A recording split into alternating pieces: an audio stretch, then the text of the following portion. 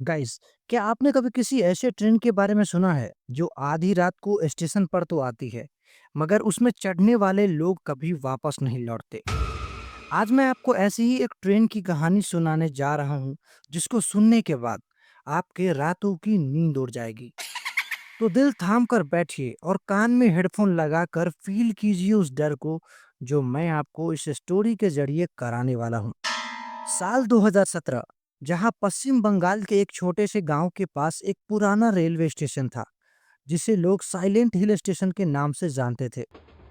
पहले यहां ट्रेनें रुकती थी, लोग आते जाते थे, लेकिन पिछले कुछ सालों से वहां पर अजीबोगरीब घटनाएं होने लगी थी। अचानक से लोग रहस्यमय तरीके से गायब होने लगे और सबसे हैरानी की बात यह थी कि लोग बिना कोई निशान छोड़े ही गायब हो रहे थे।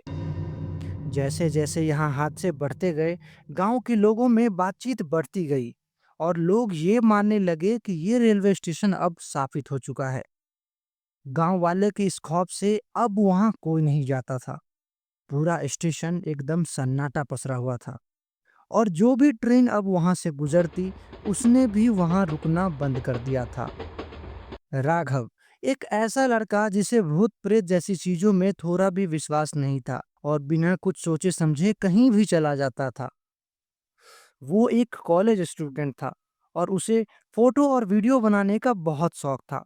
साथ ही उसे हॉन्टेड जगहों की असलियत दुनिया को दिखाने का जुनून सवार था। एक दिन शाम के समय राघव अपने दोस्त राहुल के पास बैठकर नॉर्मली बातचीत कर रहा था। तभी राहुल राघव से पूछता है कि राघव, क्या तुमने हमारे गांव के पास वाली जो गांव है उसके बारे में कुछ सुना है? तभी राघव का जवाब आता है, नहीं तो, किस बारे में बात कर रहे हो? तब राहुल बताता है, अरे यार, तुझे नहीं पता, वो बगल वाले गांव में जो पुराना रेलवे स्टेशन था, उसमें कुछ महीनों से अजीबोगरीब घटनाएं हो रही है और लोग रहस्यमय तरीके से गायब हो जा रहे हैं। और तुझे पता है, अब एक भी गांव वाले उस स्टेशन के आसपास भी नहीं भटकते हैं, वो भी रात को तो बिल्कुल भी नहीं। उन लोगों का कहना है स्टेशन अब स्थापित हो चुका है और वहां आत्माएं भटकती है। राहुल की ये बात सुनते ही राघव जोर का हंसता है और बोलता है, क्या यार राहुल, तू भी कैसी बातें कर रहा है? ये भूत प्रेत कुछ नहीं होता भाई, ये गांव वाले सिर्फ फालतू का डर फैलाते हैं। और अगर तुझे विश्वास नहीं हो रहा है तो मैं कल रात को अकेले उस स्टेशन पर जाऊंगा और तुझे प्रूफ करके दिखाऊंगा कि ये भूत वूत कुछ नहीं होते, ये सब सिर्फ अफवाहें हैं। राघव की ये बातें सुनकर राहुल बोलता है, ओ भाई ओ, तू रहने दे, हाँ, ज्यादा हीरो बनने की कोशिश मत कर। और हाँ, कोई ज़रूरत नहीं है वहाँ जाने की। अगर तुझे कुछ हो गया, तो तेरे मम्मी-पापा का क्या होगा, कभी सोचा है? कभी तो सीरियस रहा कर भाई। और इस सब मामले में तो बिल्कुल नहीं पड़ना चाहिए। मैं तो कहूँगा कोई ज़रूरत नहीं है रिस्क लेने का, चुपचाप अपने गाँव में रह और कहीं जाने की ज़रूरत नहीं है। अब राघव का फिर से जवाब आता है, अबे यार, तू भी ना क्या डरपोक जैसी बातें करता है। मैं बोला ना, मैं जाऊँगा तो जाऊँगा और इस चीज़ को मैं गलत साबित करके रहूँगा कि ये भूत-वूत कुछ नहीं होता है। फिर ये सुनकर राहुल बोलता है, सुधरेगा नहीं तू। तुमको जो मन में आए ना वो कर, ठीक है? और कुछ होगा होगा तो हमको मत बोलना, ठीक है? अब इनकी बातें होते-होते लगभग 8 बज गए होते हैं और तभी ये लोग अपने-अपने घर चले जाते हैं। अगली रात 12 बजे राघव अपने कैमरे और रिकॉर्डर के साथ स्टेशन पर पहुंच जाता है। उसे चारों ओर सिर्फ अंधेरा ही अंधेरा दिखाई देता है। हल्की हल्की ठंडी हवाएं चल रही होती है और कहीं दूर से कुत्तों के भौंकने की आवाज आ रही थी। राघव वहां के माहौल को देख ही रहा था कि तभी रात के ठीक 12:30 बजे राघव को दूर से आती हुई एक ट्रेन की सीटी सुनाई देती है। ट्रेन की आवाज सुनते ही राघव एकदम से चौंक जाता है और खुद से कहता है, ये ये कौन सी ट्रेन है जो इतनी रात को आ रही है? गांव वालों का कहना है यहाँ तो कोई भी ट्रेन नहीं आता है और फिर अचानक ये ट्रेन यहाँ कैसे आ गया? वो ये सब सोच ही रहा था कि इतनी ही देर में धीरे धीरे एक बहुत पुरानी ट्रेन प्लेटफॉर्म पर आकर रुक जाती है। राघव जब प्लेटफॉर्म से उस ट्रेन की ओर देखता है तो उसे उस ट्रेन में कोई हलचल महसूस नहीं हुआ। ऐसा लगा मानो कोई उस ट्रेन में सवार ही नहीं था। ये देखने के बाद राघव को काफी शौक लगता है, लेकिन फिर उसने अपने कैमरे को ऑन किया और बोला, गाइस, ये देखो, यहाँ एक ट्रेन बहुत दिन के बाद आई है। पता नहीं कैसे, लेकिन कई महीनों से यहाँ एक भी ट्रेन नहीं आई थी और अचानक से आज रात 12:30 बजे जब मैं इस स्टेशन पर आया हूँ, तो यहाँ पर एक ट्रेन आया है। और आप लोग टेंशन मत लो, मैं आपको इस ट्रेन के अंदर का नज़ारा दिखाता हूँ। तो आओ, चलो देखते हैं। और ये कहते ही वो ट्रेन के अंदर चला गया। अंदर जाते ही उसे हर जगह अजीब-सी लाल रोशनी दिखाई दे रही थी। पूरा का पूरा कोच एकदम खाली पड़ा था। वहाँ की सीटों पर धूल जमी हुई थी, मानो कई महीनों से इस सीट पर कोई बैठा ना हो। इसके अलावा पूरे ट्रेन में एक अजीब-सा सन्नाटा था। एक ऐसा सन्नाटा जो आपकी चीखें निकाल दे। वो ये सब चीज़ें सोच ही रहा था कि तभी उसके सामने लगभग 10 कदम आगे हल्के अंधेरे में एक बूढ़ा आदमी दिखाई देता है। उसकी आंखें बेहद काली थी, चेहरे पर अजीब सी निशान थे। तभी अचानक वो बूढ़ा आदमी बोलता है, बेटा, अब तुम भी नहीं लौट पाओगे। ये ट्रेन वापस नहीं जाती। ये सबको बहुत दूर इस दुनिया से लेकर जाती है। ये सुनते ही मानो राघव के पैरों तले जमीन खिसक गई हो और वो अब जल्दी से पलटकर भागने की कोशिश करता है। लेकिन ट्रेन के दरवाजे अपने आप बंद हो चुके थे। अब राघव को ऐसा लग रहा था मानो वो अब यहाँ बुरी तरह फंस गया है। और ये कहते ही वो रोने लगता है। तभी अचानक राघव को किसी लड़की की चीख सुनाई देती है और वो जैसे ही खिड़की से बाहर की तरफ देखा, तो सामने का दृश्य देखकर यकीन नहीं कर पा रहा था, क्योंकि ट्रेन पटरियों पर तो चल रही थी, लेकिन सामने जो नज़ारा था वो बेहद खौफनाक था। ट्रेन एक काली धुंध में चल रही थी। ये देखते ही अब राघव बहुत ज़्यादा घबरा जाता है और अपना मोबाइल निकालकर चेक करता है, तो मोबाइल में कोई भी नेटवर्क नहीं था। और फिर जैसे ही उसने घड़ी की तरफ देखा, तो उसे ऐसा लगा कि समय जैसे रुक सा गया था। अब उसे समझ आ गया था कि वो इस दुनिया से कट चुका है और मानो उसे एक नई दुनिया की ओर ले जाया जा रहा है। दूसरी तरफ जो राहुल था, वो राघव को हर जगह ढूंढ रहा था, लेकिन उसका कोई भी पता नहीं चला। तभी राहुल ने राघव के परिवार के साथ जाकर पुलिस में शिकायत दर्ज करा दिया और वहां सभी को 2 दिन पहले जो भी उन दोनों के बीच बातचीत हुआ था, उस सब के बारे में सब कुछ बता दिया। जिसके बाद पुलिस ने रेलवे स्टेशन पर जाकर स्टेशन मास्टर से बात की। तभी स्टेशन मास्टर का जवाब आता, ये कैसी बातें कर रहे हैं आप लोग? कल रात कल रात को तो ऐसा कोई भी ट्रेन नहीं आया था। और आपको तो पता है ना कि यहाँ पर एक भी ट्रेन रात को नहीं रुकती। और पता नहीं क्यों कल रात सीसीटीवी कैमरे में भी कोई प्रॉब्लम आ गया था, जिस कारण से कल रात में अगर कुछ हुआ भी होगा तो कैमरे में रिकॉर्ड नहीं हुआ है। पुलिस अब स्टेशन के आसपास के एरिया को अच्छे से चेक कर रहे थे। तभी उन्हें पास के जंगल में एक पुराना कैमरा मिला, जो कि राघव का था। उस कैमरे में राघव की एक वीडियो थी जिसमें वो कपकपाती आवाज में कुछ बोल रहा था। अगर ये वीडियो कोई देख रहा है, तो प्लीज उस स्टेशन पर मत जाना। वो ट्रेन इंसानों की नहीं है। वीडियो में वही पुरानी ट्रेन, वही बूढ़ा आदमी और बैकग्राउंड में एक अजीब सी चीखने की आवाज आ रही थी। कुछ दिन बाद जब किसी ने उस क्लिप को सोशल मीडिया पर अपलोड किया, तो लोगों के रिएक्शन बहुत डरावने थे। कुछ लोगों का कहना था, हमें तो कोई ट्रेन दिखाई ही नहीं दिया। हमें तो बस स्टेशन और वो काली धुंध इस टाइप में कुछ दिखा था सिर्फ। कुछ दूसरों लोगों का कहना था, ये वीडियो हकीकत में कुछ और ही कहती है। जब टेक्नीशियन ने फुटेज चेक किया तो उसका कहना था कि ये कैमरा तो बिल्कुल ठीक है, रिकॉर्डिंग भी असली है, लेकिन कुछ ऐसा है जो कैमरे की लाइट और लेंस को डिस्टर्ब कर रहा है। शायद कोई ऊर्जा है जो कि दिखाई नहीं दे रहा। राघव की ये कहानी अभी खत्म भी नहीं हुई थी कि एक और शख्स कुछ दिनों बाद उसी स्टेशन पर रात के समय में जाता है। वास्तव में जिस न्यूज़ पर राघव के क्लिप्स को दिखाया गया था, वो उसी न्यूज़ का एंकर संजय था, जो कि अब स्टेशन पर आधी रात को गया था।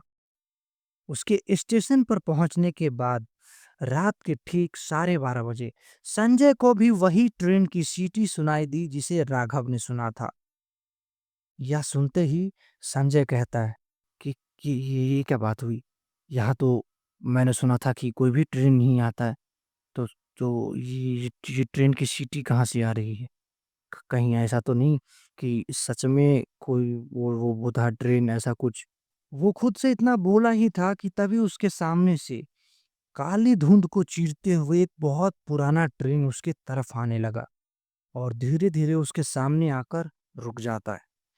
यह देखने के बाद संजय के दिल की धड़कन बढ़ने लगी थी, क्योंकि उसने जो भी उस कैमरे में देखा और सुना था, वो सब सच हो रहा था। तभी संजय को खिड़की के अंदर से एक चेहरा दिखाई दिया, जो कि राघव का था। ये देखते ही संजय बोल पड़ता, "ये लो, बाहर सब राघव को ढूंढ रहा है और इधर राघव ट्रेन में घूम रहा है। वाह, क्या जमाना आ गया है। आजकल के बच्चे भी ना कमाल के हैं, बिना किसी को बताए कहीं भी चले जाते हैं। खैर चलो, अच्छा हुआ राघव वापस आ गया। अब जल्दी से इसे बुलाता हूँ और फिर इसे लेकर यहाँ से चला जाऊंगा।" लेकिन जैसे ही वो धीरे-धीरे उसके करीब जाने की कोशिश करता है, कि तभी संजय को जो दिखाई देता है, उसे देखने के बाद उसकी रूह कांप जाती है।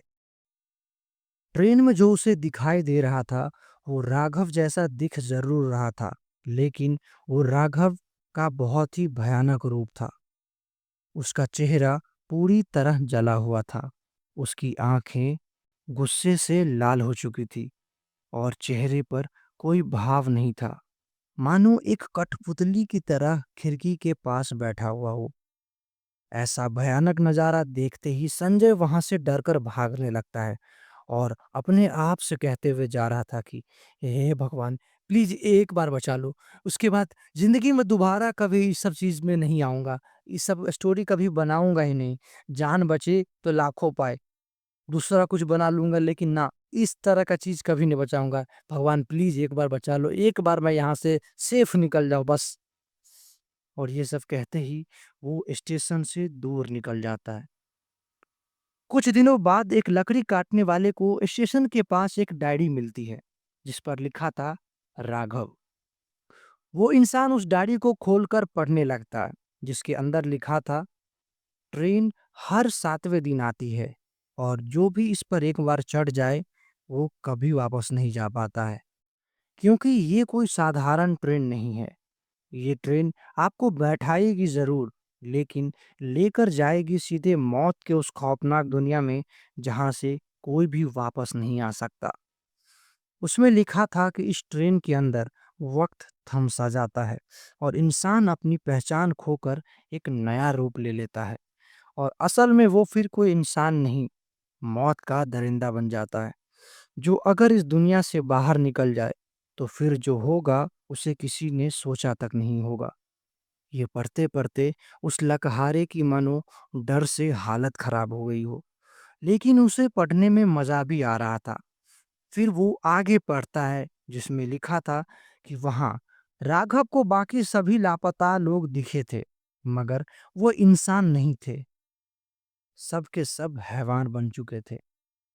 ट्रेन उन्हें एक अंधेरी जगह लेकर जाती है, जहाँ सिर्फ और सिर्फ अंधेरा रहता है। इतना भयानक अंधेरा कि प्रकाश को भी वो अपने अंदर समा जाए, और इतनी भयानक अंधेरे में सिर्फ साए रहते हैं। वहां ना रोशनी, ना आवाज, ना जिंदगी है तो सिर्फ मौत का साया। इस कहानी को पढ़ने के बाद वो लकड़ी वाला उस डायरी को लेकर संजय को दे देता है, जिसके कुछ दिनों के बाद संजय एक बार फिर से उस ट्रेन की हकीकत को जानने की कोशिश करता है, और इस बार वो अकेले नहीं बल्कि एक एक्सपर्ट की टीम के साथ आया था।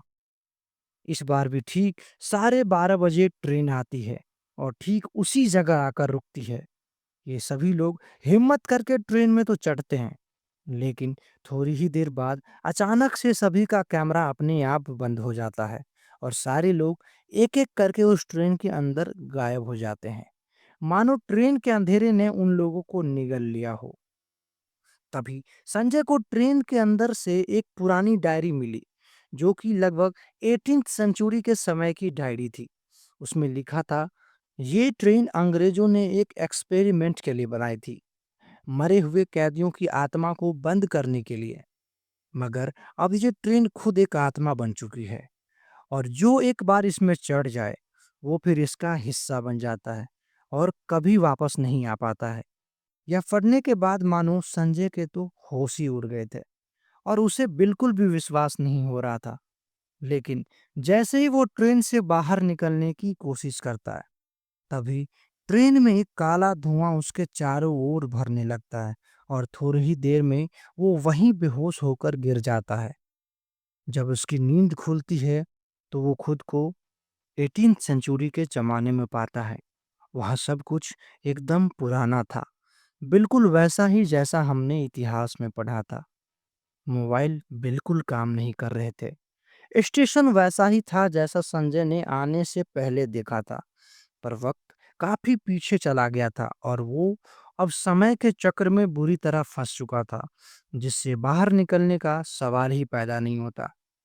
आज भी वो स्टेशन वैसा का वैसा ही खड़ा है।